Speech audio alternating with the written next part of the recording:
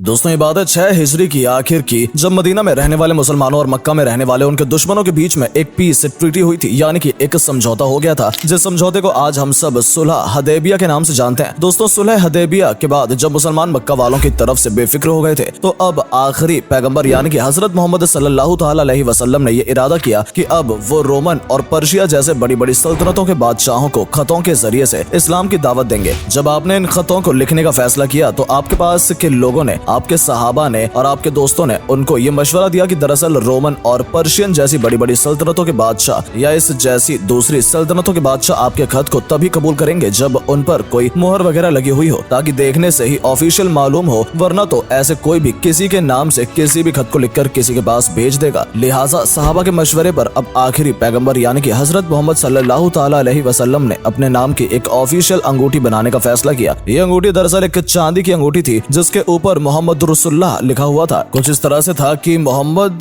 सबसे नीचे था, रसूल बीच में था, जबकि अल्लाह सबसे ऊपर था, जो देखने में बिल्कुल इस तरह की नजर आता था। अंगूठी से अपने खतों पर मोहर लगाने के बाद अब हजरत मोहम्मद सल्लल्लाहु तआला अलैहि वसल्लम ने एक के बाद एक लगातार अपने साहिबाओं को अलग अलग इलाकों में भेजना शुरू कर दिया। जिस सहाबी को भी जिस इलाके के बारे में ज्यादा नॉलेज थी या ज्यादा तजुर्बा था, वो इस इलाके में इन खतों को लेकर रवाना हो गया। इस तरह से एक के बाद एक लगातार दुनिया के कई बड़े बड़े बादशाहों को उस दौर में इस्लाम की दावत खतों के जरिए भेजी गई थी। इस अंगूठी को बहुत ज्यादा बरकत वाला माना गया है और यही वजह है कि हजरत मोहम्मद सल्लल्लाहु तआला अलैहि वसल्लम खुद भी गुस्ल खाना वगैरह जाया करते थे, तो इस अंगूठी को हमेशा अपने हाथ से निकालकर बाहर ही रख जाया करते थे। वैसे तो हजरत मोहम्मद सल्लल्लाहु तआला अलैहि वसल्लम ने किसी दौर में सोने की अंगूठी भी इस्तेमाल की थी, मगर जब बाद में मुस्लिम मर्दों के लिए सोने को हराम कर दिया गया था, तो फिर हजरत मोहम्मद सल्लल्लाहु तआला अलैहि वसल्लम ने सोने के बजाय चांदी की अंगूठी पहनना शुरू कर दिया था। हालांकि कुछ एविडेंस से पता चलता है कि बाद में आपने इस चांदी की अंगूठी को भी अपने हाथ से निकाल दिया था। आपने ऐसा क्यों किया था, इसके बारे में आज तक कोई भी कुछ नहीं जानता है। दोस्तों इस खास और ऐतिहासिक अंगूठी को पैगंबर हजरत मोहम्मद सल्लल्लाहु तआला अलैहि वसल्लम के हुक्म पर याला बिन उमैया ने तैयार किया था। आपको बता दूं कि जब नबी अलैहिस्सलाम हमारे इस दुनिया से जाहिरी तौर पर रुखसत हुए थे, तो उनके बाद से ये खास अंगूठी इस्लाम के पहले खलीफा यानी कि हजरत अबू बकर सिद्दीकी रज़ी अल्लाह ताला अन्हु के पास आई, और उनके बाद ये अंगूठी दूसरे खलीफा यानी कि हजरत उमर रज़ी अल्लाह ताला अन्हु के पास आई। जब उनके भी बाद ये अंगूठी इस्लाम के तीसरे खलीफा हजरत उस्मान के पास आई। दिलचस्प बात यह है कि नबी अलैहिस्सलाम की तरह ही इन तीनों खलीफाओं के दौर में भी जब भी कोई खत लिखा जाता था या कोई तहरीर लिखी जाती थी, यानी किसी भी तरीके का कोई लेटर जारी किया जाता था, फिर कुछ हुक्म वगैरह दिया जाता था, तो हमेशा उस पूरे पेपर के नीचे इसी अंगूठी की मदद से मोहर लगाई जाती थी। यानी आज के दौर में आप कह सकते हैं कि स्टैंप के तौर पर इस अंगूठी का इस्तेमाल किया जाता था। तीसरे खलीफा यानी कि हजरत उस्मान गनी रज़ी अल्लाह ताला अन्हु के पास ये अंगूठी सिर्फ और सिर्फ 6 साल तक ही मौजूद रही थी, वरना उसके बाद ये अंगूठी अचानक से ऐसे गुम हुई, या फिर ये कहिए कि ऐसे गायब हुई कि इसका आज तक कुछ पता नहीं चल सका। मगर हाँ, ये बात बिल्कुल साफ थी कि इस अंगूठी के गुम होते ही पूरे मुस्लिम कम्युनिटी में एक ऐसा फितना उठा, एक ऐसी मुसीबत आई जो कि आज भी खत्म होने का नाम नहीं ले रही है। एक ऐसा फितना कि जिसने अगले कुछ सालों के अंदर ही कुछ खुद मुसलमानों के तीसरे खलीफा यानी कि हजरत उस्मान गनी रज़ी अल्लाह ताला अन्हु की न सिर्फ जान ली, बल्कि कुछ वक्त के बाद ही खुद मुस्लिम कम्युनिटी के अंदर ही सिविल वॉर यानी कि गृह युद्ध शुरू हो गया, और पहली बार मुस्लिम कम्युनिटी 2 टुकड़ों में बट गई। और दरअसल हुआ ये था कि एक बार तीसरे खलीफा यानी कि हजरत उस्मान गनी रज़ी अल्लाह ताला अन्हु और हजरत मुकेब के कुएं के पास बैठे हुए थे। ये दरअसल वही कुआं था जो मस्जिद कुबा के पास में मौजूद था। इन दोनों में से कोई एक इंसान इस अंगूठी को देखने के बाद दूसरे को पकड़ रहा था, तभी अचानक से ये अंगूठी हाथ से छूटी और कुएं में जा गिरी। इस अंगूठी को उस कुएं में बहुत ज्यादा तलाश करवाया गया, यहाँ तक कि तमाम साहबा इकराम ने तो 3 दिन तक लगातार खूब मेहनत की और इस कुएं का जो बेशुमार पानी था उसको पूरी तरह से सुखा दिया, यानी कि इस कुएं को पूरी तरह से साफ कर दिया गया। मगर उसके बाद भी इस अंगूठी का कहीं पर भी कुछ पता नहीं चला। इस अंगूठी के गुम हो जाने की वजह से अब हजरत उस्मान गनी रज़ी अल्लाह ताला अन्हु अक्सर बहुत परेशान रहा करते थे, जिसकी वजह से कुछ वक्त के बाद ही अब उन्होंने इस ओरिजिनल अंगूठी की एक रेप्लिका यानी कि सेम टू सेम कॉपी तैयार करवा दी थी, जिसको वो न सिर्फ निहारते रहते थे बल्कि साथ ही साथ अपनी खिलाफत के कामों में भी इस्तेमाल किया करते थे। मगर जब हजरत उस्मान गनी रज़ी अल्लाह ताला अन्हु को शहीद किया गया था, तो उस वक्त उनकी ये रेप्लिका वाली अंगूठी उंगली में ही मौजूद थी, और उसके बाद ये अंगूठी कहाँ गई ये भी आज तक किसी को नहीं पता है। यानी वक्त के साथ साथ ही न सिर्फ ओरिजिनल बल्कि उनकी कॉपी यानी कि रेप्लिका भी हमेशा हमेशा के लिए कहीं गायब हो गई, और कुछ पता नहीं चला कि आखिर वो दोनों अंगूठियां कहाँ गईं। और इसके अलावा ये भी किसी को नहीं पता कि ये दोनों अंगूठियां या फिर जो ओरिजिनल वाली अंगूठी थी वो अब दोबारा किसी को मिलेगी भी या फिर नहीं मिलेगी। हालांकि कुछ मुस्लिम स्कॉलर्स ये जरूर दावा करते हैं क्योंकि अंगूठी हद से ज्यादा बरकत वाली थी और हजरत मोहम्मद सल्लल्लाहु तआला अलैहि वसल्लम की बहुत ज्यादा खास अंगूठी थी, तो हो सकता है कि खुदा ने इसको जानबूझकर उठा लिया हो, क्योंकि इससे पहले भी हम लोग देखते हैं कि ताबूत सकीना या फिर इस तरह के पैगंबरों से जुड़ी हुई जितनी भी कीमती चीजें हुआ करती थी वो वक्त के साथ लोगों के बीच से उठा ली जाती थी। बाकी पैगंबरों से जुड़ी हुई कुछ पुरानी निशानियों की तरह ये अंगूठी भी कयामत से पहले हमारे इस दुनिया में वापस आएगी, यानी कि जाहिर होगी या नहीं इस बारे में भी कोई कुछ नहीं कह सकता है और ना ही इस तरह की कोई चीज कहीं पर दर्ज की गई है। हालांकि दोस्तों आज के दौर में पैगंबर अलैहिस्सलाम की इस अंगूठी की एक रेप्लिका यानी कि हूबहू कॉपी टर्की के तोपकापी महल के म्यूजियम में भी मौजूद है, जहाँ पर इस अंगूठी के अलावा पैगंबर अलैहिस्सलाम से जुड़ी हुई और भी बहुत सारी चीजें मौजूद हैं। मिसाल के तौर पर उनका खत, उनके बाल, उनकी चप्पल, उनका इमामा, उनके कपड़े और न जाने बहुत सारी चीजें मौजूद हैं। टर्की में मौजूद इस अंगूठी के बारे में बहुत सारे इतिहासकार ये दावा करते हैं कि दरअसल ये वही अंगूठी है जो कि किसी दौर में इस्लाम के तीसरे खलीफा यानी कि हजरत उस्मान गनी रजी अल्लाह ताला अन्हु ने बनवाई थी। वो इसलिए क्योंकि ये अंगूठी उनकी शहादत के बाद ट्रांसफर होते होते बगदाद पहुंच गई थी, क्योंकि बगदाद भी एक लंबे वक्त तक मुस्लिम दुनिया की राजधानी हुआ करता था। मगर फिर 15वीं सदी में जब सल्तनत उस्मानिया के बादशाहों ने बगदाद शहर को फतेह किया था तो सल्तनत उस्मानिया के सुल्तानों को ये अंगूठी बगदाद से ही मिली थी और उसके बाद इन्होंने इसको बगदाद से इस्तांबुल की जो सल्तनत उस्मानिया की राजधानी हुआ करती थी वहां पर ट्रांसफर करवा दिया था। फिलहाल दोस्तों हम आज की अपनी इस वीडियो को यहीं खत्म करते हैं। उम्मीद है आपको हमारी वीडियो पसंद आई होगी। मिलते हैं आपको बहुत जल्द एक नई वीडियो में तारीखी, तहकीकी और मालूमती वीडियो के साथ। तो दोस्तों अगर आपको किसी अहम टॉपिक पर वीडियो चाहिए हो या किसी वाकये के बारे में जानने की चाह हो तो कमेंट में जरूर बताइएगा। धन्यवाद।